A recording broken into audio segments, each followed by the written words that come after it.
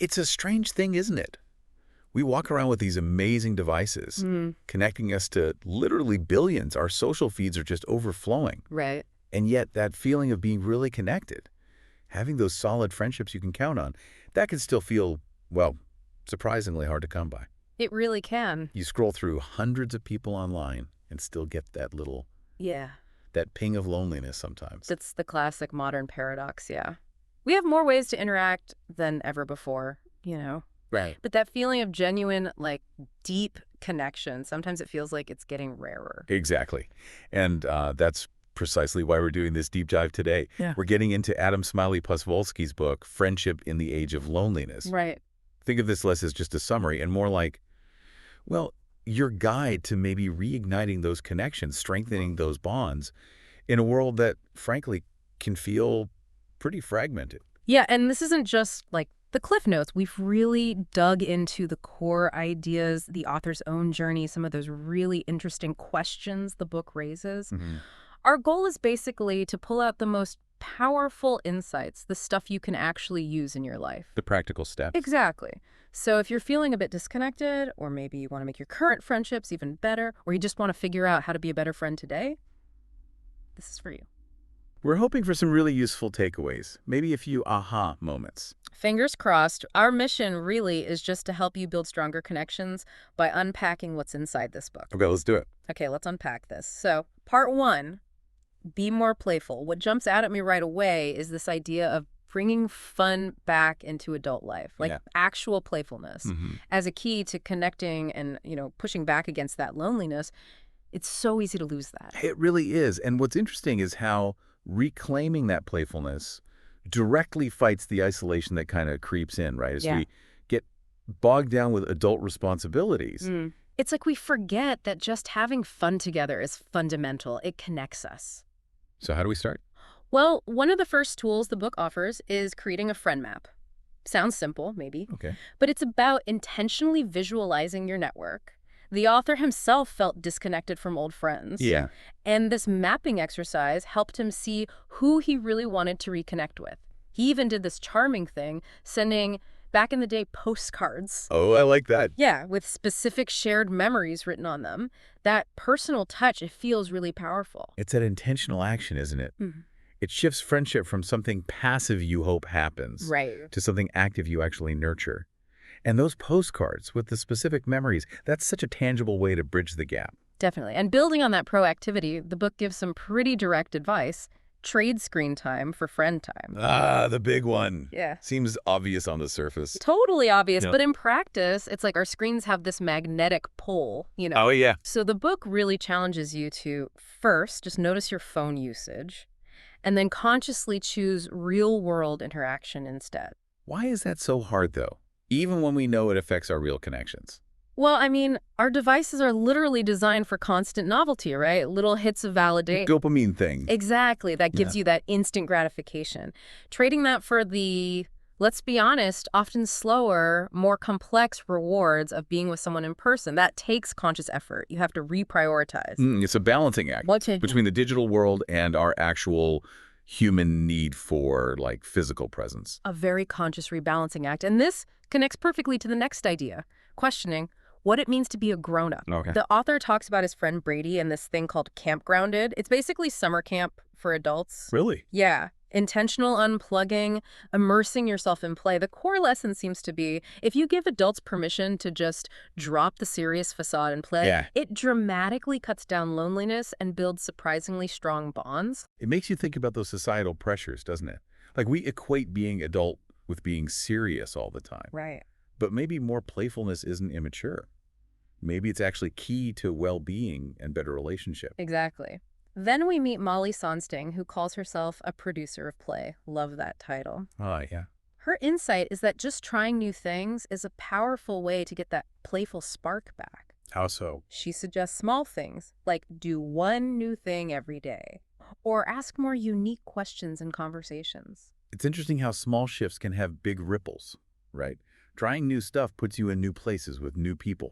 Creates opportunities. And asking better questions. Well, that just leads to better conversations, deeper ones. Totally. It injects curiosity, novelty. It's energizing. And following that thread, There's the idea of becoming a sheriff of good times. Okay, I'm intrigued. It's just this great image. It means consciously being the person who affirms others, makes them feel genuinely welcome, contributes to a positive vibe. So practically. Could be simple stuff, words of appreciation.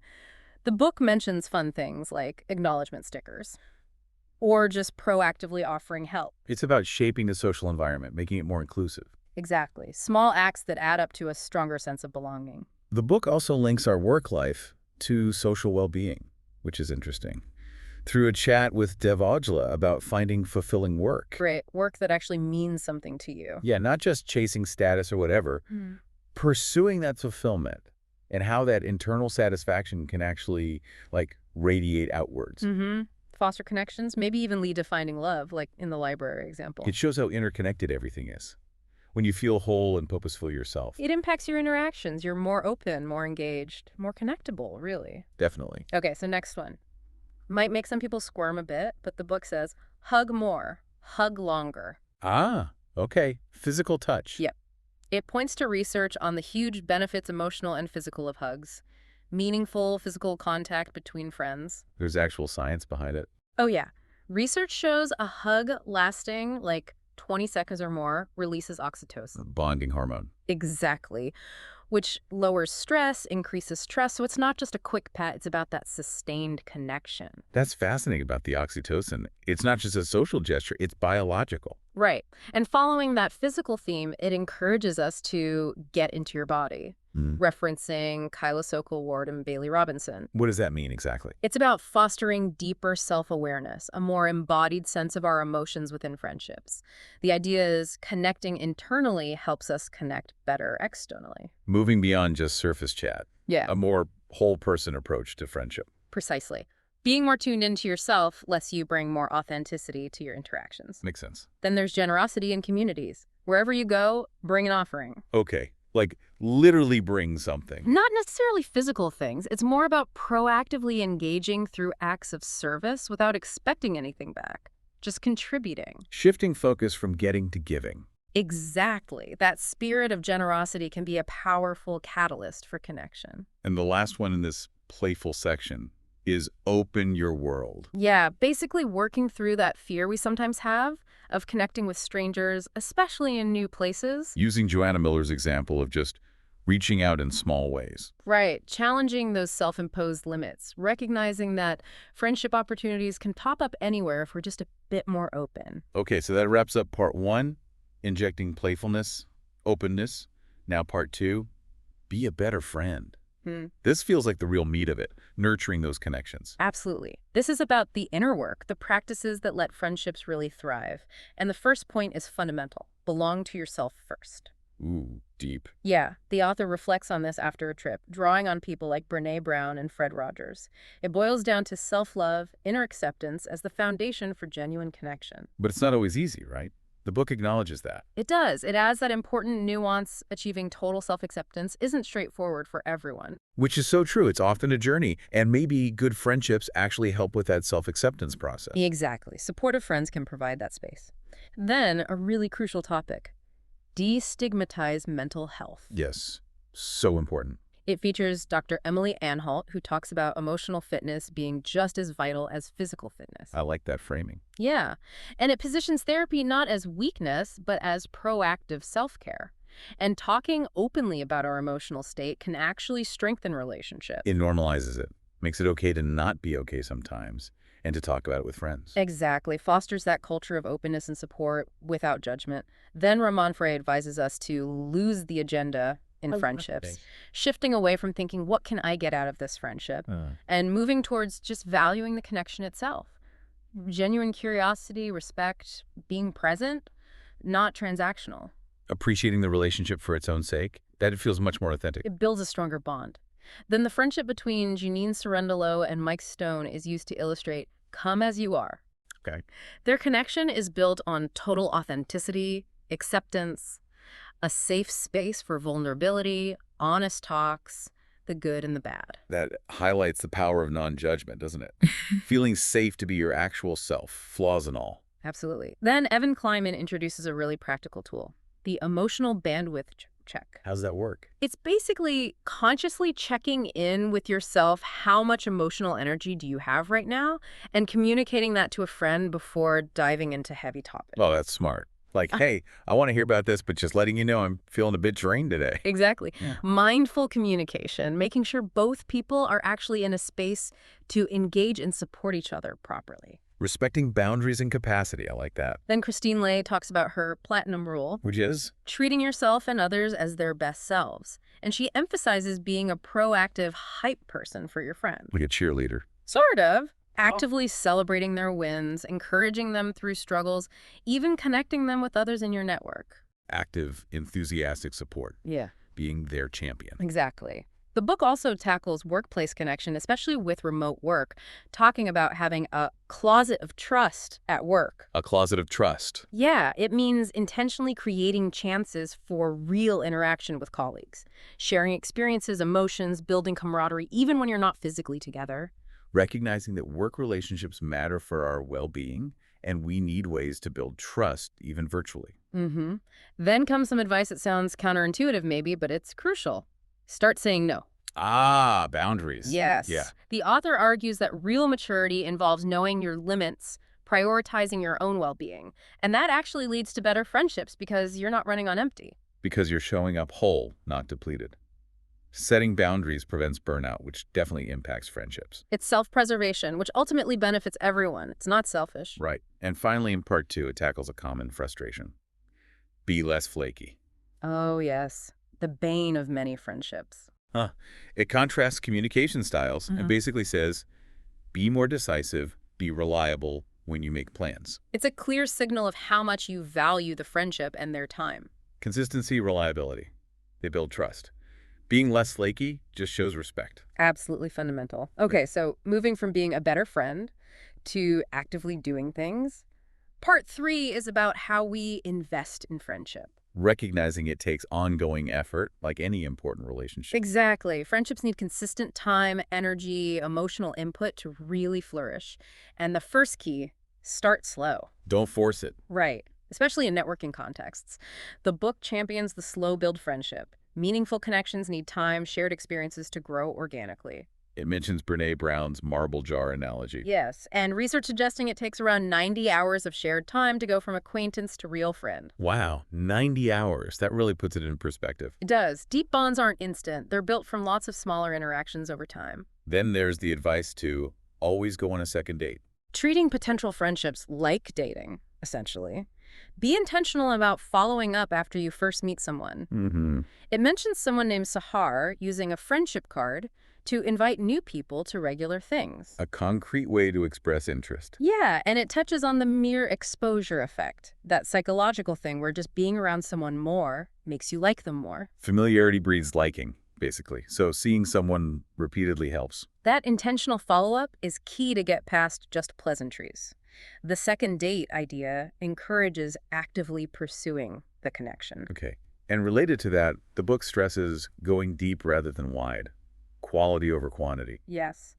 Research shows people generally prefer depth over just having tons of friends. It highlights Shasta Nelson's work Fun. on positivity, consistency, and vulnerability. She calls them deep hangs.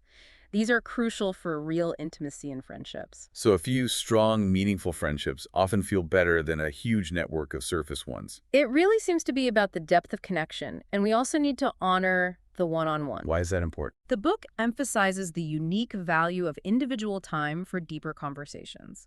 Logan's idea of overnight trips with one friend is an example. Getting away from the group dynamic allows for more focus. Exactly. Focused attention, deeper talk, no distractions. A chance to really connect on a more personal level. Makes sense. You often feel more seen in those one-on-one moments. Absolutely. Yeah. And finally, in this investment section, know who's in your circle. Categorizing friends. Kind of.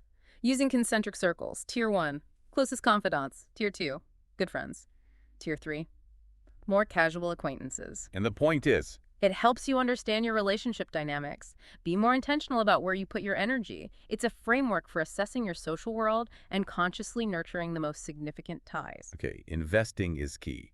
Now, part 4 tackles the practicalities. Yeah. How do we actually stay in touch. This is where things often fall apart, right? Busy lives, distance. It really does take proactive, consistent effort, especially when life gets crazy or friends move away. First tip, become a correspondence queen, inspired by Paloma Cotton Herman. A correspondence queen, like letters. Yep. Her tips include ditch the out-of-touch guilt, get some nice stationery, actually write more letters, and accept that people communicate differently. I love the idea of bringing back handwritten letters. Me too. In this digital flood, a real letter, it stands out.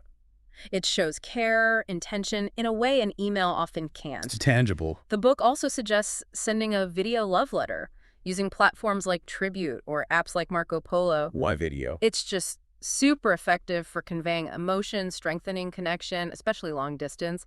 Seeing a face, hearing a voice, it makes a huge difference. Add that personal intimacy missing from text. Helps bridge the miles. Totally. A very practical tip. Put friendship on the calendar. Schedule it in. Yes. Actively schedule calls, visits. It makes friendship a real priority, not just an afterthought. Maybe even set up regular group calls or annual trips. Intentional scheduling shows you value the friendship, that you're committed to making time. Exactly. Then bring good habits home. This explores how experiences, especially travel, can deepen connections. Like Haley's experience in Indonesia, gaining a new appreciation for connection beyond digital. Right. Shared experiences, especially outside the norm, create strong memories, unique bonds. They become part of your shared story. And for the sentimental types, keep a friend treasure box. Yeah. Filled with photos, notes, little tokens, tangible reminders. How does that help? Those physical objects can really strengthen emotional ties, bring back good memories, provide comfort. They connect you to your shared past. A classic reminder, but still vital. Pick up the phone and call. Still so important. The book stresses the value of actual phone calls over just, superficial digital pings. More meaningful exchange. Hearing someone's voice really can make a difference. It's more spontaneous, deeper than texting, shows you're really giving your attention. It's more active, more engaged. Here's a fun one. Listen to a full album together. Yeah. Dedicating unstructured time to just enjoy music, no pressure to talk constantly. It's a shared experience that can strengthen bonds. Shared appreciation for music can be a powerful connector. Yeah. Creates a relaxed vibe. Definitely. For those with families, keep friendship in your family manifesto. Meaning involving friends and family stuff. Exactly. Actively engage friends and family activities. Yeah. Builds a wider, integrated support network for everyone involved. Broadens that circle of care. Okay. And inevitably, build a healthier relationship with social media. Crucial today. Using platforms thoughtfully for meaningful connection, real support, not just mindless scrolling. Being conscious, deliberate, using it to enhance friendships, not replace them. Right. And building on that, make virtual connection a reality. Especially now. Yes. Intentionally designing online gatherings for genuine engagement, not just awkward video calls. Virtual can be meaningful if it's done well. It takes thought, purpose, creating that sense of shared presence online. Definitely. The book even lists a few apps that help you connect, like Meetup, Marco Polo, Bumble, BFF. Showing how tech can be a tool for finding or maintaining friendships. Right. And finally, use technology to heal, referencing Liz Travis Allen, how online communities offer vital support for people facing isolation, maybe due to health or geography. So technology can build community for those who really need it. Absolutely. It shows the potential for connection even in tough circumstances. Oh. Okay, so we've covered staying in touch. Now, part 5, embrace ritual. Like traditions. Exactly. The power of repeated actions, shared traditions, in deepening meaning and connection in friendships. They provide predictability, shared experience, grounding. Okay, what kind of rituals? First, replace scrolling with gratitude. We know gratitude is good for mental health, often better than social media overload. So take a break from scrolling. And use that time to actively express gratitude to people you care about. Shifts focus from passive consuming to active connecting. Strengthens bonds. A conscious choice. I like it. Then create a unique routine with friends. Weekly dinners, shared hobbies, regular calls, whatever works. Like family traditions, but for friends. Exactly. They build comfort, let friendships deepen naturally, create lasting memories, weaves connection into the fabric of your life. Swim in a creative container. That's a great phrase. What's it about? Engaging in shared creative activities like building a safe space to express yourselves together, collaborate, maybe be a bit vulnerable. It strengthens bonds through shared intimacy. Co-creating something together. That sounds like it could build deep connections. Definitely. Then host a friends showcase. A showcase. Yeah, like a gathering where friends share their talents, passions, projects. Everyone contributes, connects authentically. Celebrating each other's gifts. Fosters appreciation, makes people feel seen. Totally. Here's a slightly controversial one. Don't go out for drinks all the time. Okay. Alternative activities. Exactly. Consciously choose more enriching things sometimes. Hikes, games, workshops, exploring. Deepen friendships without relying on alcohol as the main event. Thinking beyond the usual bar scene. Exploring different ways to connect. Right. Intentionality about shared time. Also, actively hold space for your friends. Meaning. Creating time for those deep, meaningful conversations. Offering real emotional support. Being non-judgmental. Really listening. Being fully present, offering that safe space for them to share. Vital. Absolutely. Have tea with strangers and have tea alone. That's interesting. Connecting with new people and valuing solitude. Yes. Both broaden perspective. Connecting outside your circle brings new ideas. Solitude allows self-reflection. Both ultimately enrich your ability to connect deeply with others. Different paths to insight. The book suggests considering practice Shabbat Like the traditional Jewish practice. as a model, a ritual of dedicated rest, reflection, fostering gratitude, connection, intentionally slowing down, appreciating life, relationships, disconnecting from the constant rush. A valuable counterpoint to modern pace. Yeah. Setting aside time for rest and connection. Definitely. It also strongly encourages men to be vulnerable around other men. Challenging those traditional norms. Yes. Promoting healthier, more emotionally intimate male friendships through open communication, maybe men's groups, leads to deeper support networks. Breaking down those barriers to emotional openness among men. And similarly, uplifting other women through women's circles, fostering mutual support, connection, sharing experiences. Creating dedicated spaces for connection and shared understanding among women. Exactly. A really practical one. Start a Monday night activity club. Right. Or any regular gathering around shared interests. Consistency builds community. Right. Regular shared activities create reliable connection points, cultivate belonging, anchor points in the week. Making all my friends playlists. That sounds fun. Yeah, celebrating friends through personalized music, shared memories, feelings, sharing it as a heartfelt gesture. Music is such a powerful trigger for emotion. A really personal way to celebrate friendships. Even big events like bachelor parties. Have an intentional bachelor or bachelorette party. Make it more meaningful. Yeah, prioritize genuine shared experiences, deeper connection, not just the usual tropes. Think about how you celebrate big life moments together. Focus on lasting experiences over just the party. Right. Valuing the quality of the shared experience. And finally, think like a chief experience officer for your friendships. Meaning consciously design experiences. Exactly. Value the design of shared moments. Make even ordinary times more impactful, memorable, connection-rich. Be proactive, thoughtful. The book even lists 40 fun rituals to get you started. Lots of ideas there. Okay, we've embraced ritual. Final section, part 6. Be a minister for loneliness in your community. This broadens the focus beyond just our own friends. Yeah, this part really emphasizes that wider responsibility we all have to foster connection, fight loneliness in our broader communities. How does it suggest we do that? It starts by mentioning the UK's Minister for Loneliness, but says we can all be an agent of human connection through examples like Ivan Cash's projects, Last Photo, Strangers Drawing Strangers, or William Cromartie, the train agent, creating meaningful moments with commuters. Small interactions can have a big impact. Exactly. It shows connection doesn't need grand gestures. It can be woven into everyday interactions. Being present, open, willing to connect in small ways. We're also encouraged to spend more time with older and wiser people. Highlighting the benefits of intergenerational connection, continuous learning, breaking down age barriers. Mutual learning and growth. Older folks share wisdom, younger folks bring energy, perspective. It's reciprocal, enriching for both, which leads naturally to foster intergenerational friendship. Actively seek them out. Yeah, the mutual benefits, the potential to combat loneliness across ages. The author mentions his experience with Aunt Deb. Organizations like the Intergenerational Learning Center Provides purpose, especially for older adults, and mentorship or perspective for younger ones. Exactly. And finally, focusing on community support.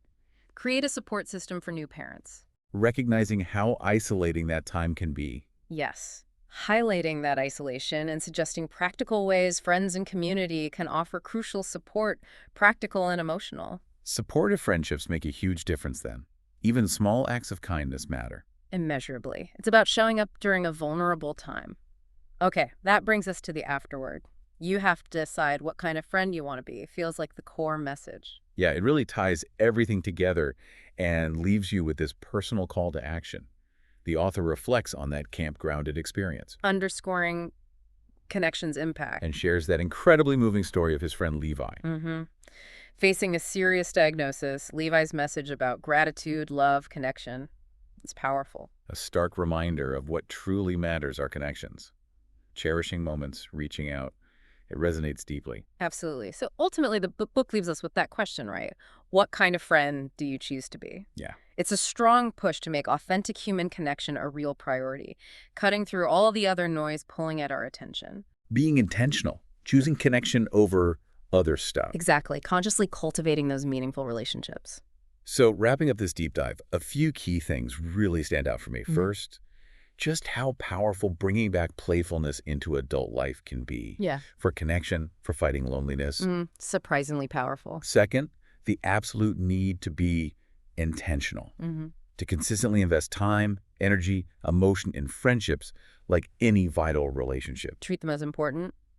And third, realizing our role goes beyond our close friends, fostering connection in our wider communities too. And for you listening, these aren't just abstract thoughts. They're actionable things you can start doing, maybe even today. To strengthen your own relationships, boost your well-being. Maybe pick one small thing this week. Reach out to an old friend. Schedule some friend time. Try something new and playful together. Exactly. Just one small step. And maybe, here's a final thought to chew on. In this world just drenched in digital stuff, what does a truly meaningful human connection actually mean to you personally? And what's one small intentional action you could commit to, maybe even right now, to cultivate just one of those connections?